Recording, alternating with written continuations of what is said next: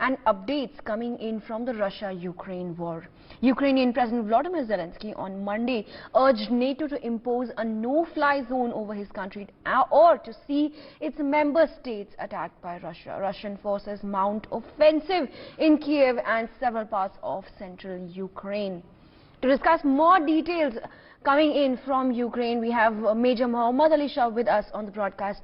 Very good morning, Major Mohammed Ali Shah.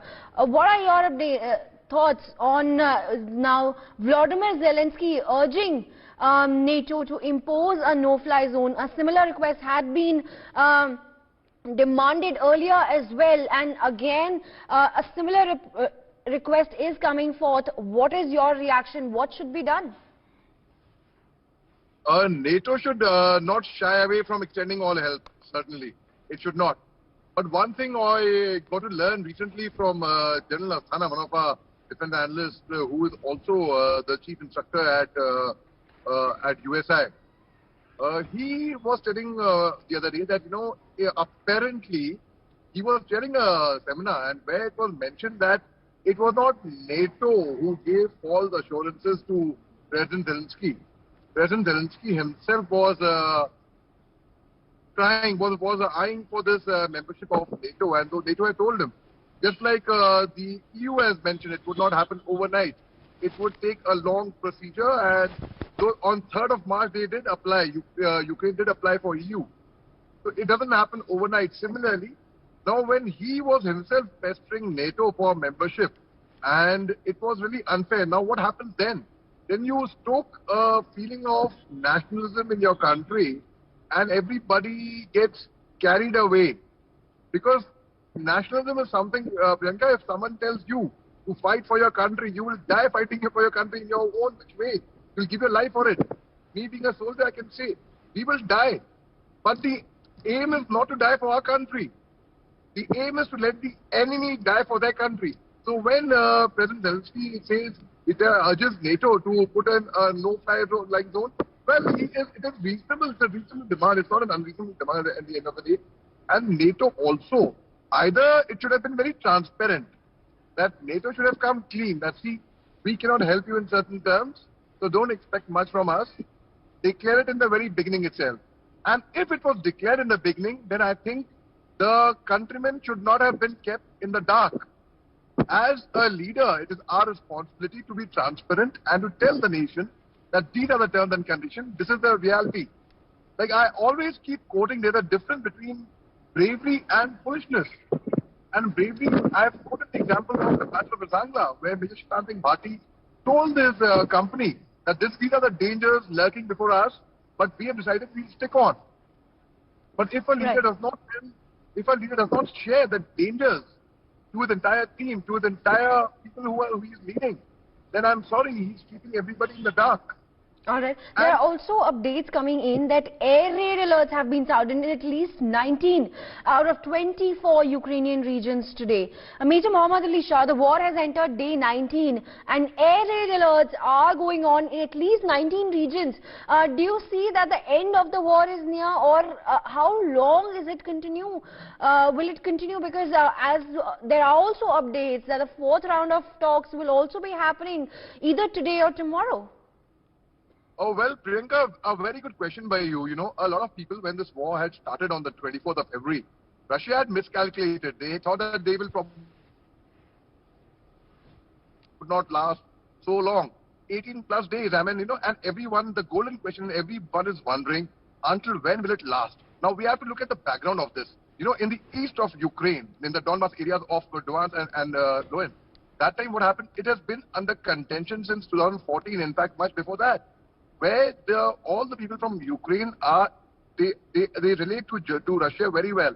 They speak Russian, they look like Russian, ethnically they're like Russian. They consider themselves to be a part of Russia for that matter. Whereas in the west of Ukraine, they look at Russia with suspicion. They do not consider themselves part of Russia. They feel happy that they liberated, fine. But now, those two areas, if I take you back to 17 July 2014, that time the extremists, the separatists, they had from Russia, they entered into these eastern areas and they were fighting for a separate country at that time. So that time the Ukrainian forces did not take any much action until 17th of July 2014, when the extremists they dropped down an aircraft carrying 298 passengers, and that is the time the Ukraine army decided to flush out the extremists from there. And the extremists took a beating, and that is when the Russian military stepped into the picture. And they fought, the Russian military fought shoulder to shoulder with the extremists, with the separatists. Now, and that is the time the point of contention was there in those areas. On 21st February, when President Putin declared those two areas as independent, very cleverly utilizing the Article 7 of the UNO Act. So now what happens? So this is going to continue for, I do not see it in less than 10 days. Even though I'm an optimist, I would like the war to end. I would, and everybody was estimating 24 hours back that, Russia will take over Kyiv very easily. Well, again, if I take you back to the 9th century, Kyiv Rus was a place where the Slovene dynasty stayed. And it was actually Kyiv, in fact, Kyiv was much powerful, much bigger than Moscow for that matter. And Ukraine was an adversary of the US. In fact, even in the Cold War. And Ukraine used to be a place which was rich in agriculture fields. It had military. In fact, the MiG-21 Bison aircraft, they have all been manufactured by Ukraine. It is only after 1991 when the USSR disintegrated into 15 different republics. That is the time it separated, and people in the Ukraine region have now today forgotten how to manufacture or assemble a simple technical aspect. So now, because of these reasons, the background to it, this is even though President Zelensky might say that no, we are not interested in NATO, which was the whole point of contention initially, this is going to continue, Priyanka. Unfortunately, I feel very bad, I feel very sad that this kind of bloodbath, this kind of tragedy, this kind of news coming in from there. See, President Zelensky, the nationals of Ukrainian, they have every right to fight for their sovereignty and their integrity and for their independence. There's no doubt. It is like, yesterday I was having an 81-year-old filmmaker friend of mine, Mr. Pandey. And he told me, even though I'm 81 years old, I've never fired a gun in my life. If someone threatens my sovereignty, my integrity, my pride, I will not hesitate to pick up the arm and also fight to defend myself. That's what he had told me. And I was trying to reason with him, sir, that, two wrongs don't make a right. He said, no, absolutely, you're right. Two wrongs do not make a... If someone threatens my pride, my sovereignty, my integrity, and someone tries to bully me, I will not hesitate to defend myself. And that is what the Ukrainians are doing. But then at the same time, Priyanka, I still stick to the fact that even though President Zelensky has generated the feeling of nationalism in this country, and I commend the people of Ukraine, they are fighting, they are fighting and they have the fighting spirit, yes, no doubt. But at the same time, what they did, now is it NATO to blame or is it President Zelensky? That is a point of contention over here. And totally, I consider a proxy war between America and Russia, where America has very conveniently made use of NATO. But let me tell you one last thing, I will conclude by saying that when the West supplies arms, ammunition, and they are winning the information warfare to a large extent, you can see that. When the West does that, they are only adding fuel to the fire. All right. We had the Vice President of America. As we talk about it, there are also updates coming in that the Ukraine has restored power supply at Chernobyl power plant controlled by the Russian forces. Now, Major Mohammed Ali Shah, as we see that Russian forces have launched a three-front war, power supply, different power plants are being attacked. What should be Ukraine's approach at this point? Because as far as we can see, even though countries are extending support, somewhere Ukraine is alone in this war. Absolutely, Priyanka, you said it right. It's a lesson home to all of us that unless until we stand on our own feet, no one is going to come to bail us out. And if we are expecting or we are counting on somebody or a big brother that so-and-so will be there for us, no one is going to be there for anyone at the end of the day. So Ukraine, ultimately the same thing happened that, they were misled or their false promises were made to them. Well, now it's again a point of contention as I mentioned earlier that, it is not about false promises being made to them. or see, it only goes to prove for a simple fact what I've been saying, and which you also agree with. At the end of the war, a mother waits for her son, a father waits for his son, a brother waits for his brother, a sister waits for her brother, a friend waits for a friend. Politicians who play games, and it is the politicians who shake hands at the end of the day at the cost of getting so many people killed. Now, it has gone so far, Priyanka. I will not say it's beyond repair. It can still be, there can still be a turn back from there. But at the same time, if you look at it logically, both the presidents, President Putin and President Zelensky, have gone too far away, have gone too far, that now they've got so many people killed. Thousands of the soldiers, civilians have been killed. That now when they turn back, their countrymen will themselves tell them, why aapne इन लोगों को क्यों मराया? Why did he get so many people killed when this was to end in such a simple way? When this was not to be started in the first place? Why did you go ahead with it? So now their seat would be in danger. And at the end of the day, it works their political ambitions. Just because it suits their political ambitions, I don't think they have any right at all to put the life of their countrymen in stake. That is not good leadership, Priyanka. All right, that is just not good leadership. Right. There are also updates coming in that U.S. Secretary of State Antony Blinken has commented on the Russian army's missile attack near the border of Ukraine with Poland. These are the latest updates coming in. Now, Major Mohammed Ali Shah, as you were saying, that it is the leaders who shake hands. At the end of the day, it's the people who suffer. Antony Blinken has condemned the missile attack. What do you have to say? Are condemnations enough? Well, it is not enough. And what it appears to me, I will tell you. So Kamala Harris had come for peace talks recently, a couple of days back.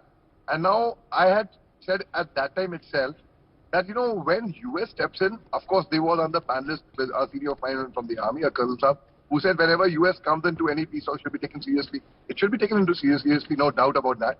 But it appears to me that somewhere, deep down, US does not want this war to end. It is not up to President Zelensky or up to President Putin. US plays a major part, and all US is doing is putting sanctions after sanctions, which is not helping at all, which is not helping one bit. And ultimately, who's benefiting from these sanctions? It is the adversary, China, because Russia is going to open all the trading through China. And only two countries, US and China. So US, it makes no difference to them. Let people, that's my reading, and completely my reading. And I take onus of saying this, that, if US wants to end this war, US I think they can do it. They can do it. What stops them? And putting sanction after sanction is not the answer. When they're seeing it's making no difference to President Putin, it is really ridiculous, to see so many people dying. And being a soldier who is led from the front, who has seen bullets flying, who has been in that environment, I can tell you how painful it is. All right. And ultimately, it is these leaders only ultimately who will shake hands. And Ukraine, if you take out the history again, Ukraine has actually hardly been independent. There was a brief stretch, a very, very brief stint before the First World War. Before 1914 I'm talking about. Right. So While we talk about Russia and Ukraine war, now the focus is also shifting to Russia versus NATO.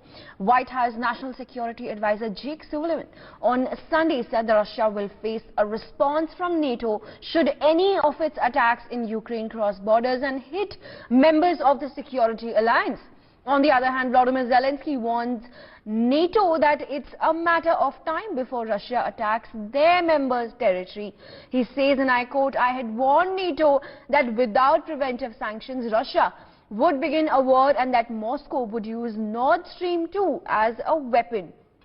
Major Mohammed Ali Shah, a strong warning coming right there. Do you think that this is a possibility that Russia could attack one of the NATO members? One cannot rule out that possibility, and one cannot rule out any possibility in war for that matter, Priyanka. My ancestors fought in the First World War, my ancestors fought in the Second World War, my father fought in the 1971 Indo-Pak War, where they defeated Pakistan to a shameful victory. In fact, Pakistan, they had to really, 93,000 troops surrendered before us. So, war is something you cannot really predict, and my father tells me that even after our family history of warriors, and one cannot really predict what can happen in a war the next time. So yes, one cannot rule out that possibility, and I also see it this way. When President Putin gives a threat to America on going nuclear, that should also not be taken lightly. It should be taken seriously. It's like, a person threatening that he will commit suicide, and you're taking it lightly. Oh, he won't have the courage. What if he does? What if he actually goes and jumps from a building? Then what happens? Who will take the onus of that loss? So yes, it is, there could be a possibility, and I haven't even ruled out the possibility. A lot of people, until 2 days back, Priyanka, I was saying, no, this will not lead to a third world war. I was certain of that. But slowly and gradually, as the war is becoming bigger and bigger and more countries are joining in, look what's happening. There's devastation happening all over the world. And President Zelensky has invited people from different nations to come and join the fight. So it is becoming bigger. And yes, when there is a lot of pressure mounted on Russia, what will Russia do at the end of the day? In the First World War also, 16th, 17th, 18th of March 1917, when Germany had surrounded Britain and their plan was to choke them, and they sank 3 US ships. That is the time US entered the fray of the World War. From 1914, 1915, 1916, 1917. So there could be a possibility if US does not intervene right now in a serious way, not just cosmetically, that they would send the vice president to talk or to a different country, or they would talk. No. And President Zelensky, at the end of the day, he agreed to have a meeting in Israel, for that matter, because he's a Jew, and the Jews over there, he would really consider it safer to be there. Well, talks are the only way forward. Only way forward. Absolutely. Talks are the only way forward. Major Mohammed Ali Shah, thank you for joining us on the broadcast and sharing your views on this pertinent story that we continue to track on the broadcast. But for now, we'll slip into a short break.